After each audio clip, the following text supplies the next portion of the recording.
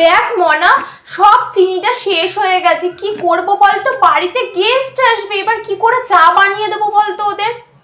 আরে গেস্টরা আসলে তুমি বলবে চা খাবেন চা খাবেন, গেস্টরা কোনোদিনও তোমাকে বলবে না যে হ্যাঁ আমরা চা খাবো। আর তোমার ঠিক এই টেকনিকটাই কাজে লেগে যাবে, বুঝেছো? তাই তাই মানে বারবার বললে ওরা খাবে না? আচ্ছা ঠিক আছে ঠিক আছে। আরে হ্যাঁ গো, ভালো আইডিয়া, করে তুমি দেখোই না একবার। A few minutes later. আসুন বসুন, একটু চা বানাই। হ্যাঁ চা তো খাবোই, আর আমার জন্য কিন্তু বেশি করে চিনি দেবেন চায়ে, ঠিক আছে? মানে কাকু, আপনি চা খাবেন? মানে হ্যাঁ, খাবেন তো?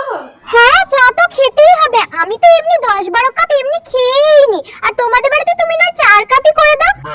মনা একটু আয় তো মা, একটু ঘরে শোন, আয় আয়। হ্যাঁ হ্যাঁ বসুন বসুন।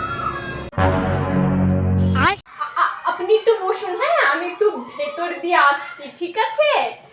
বসুন, হ্যাঁ। চাইলে নাকি চা খাবে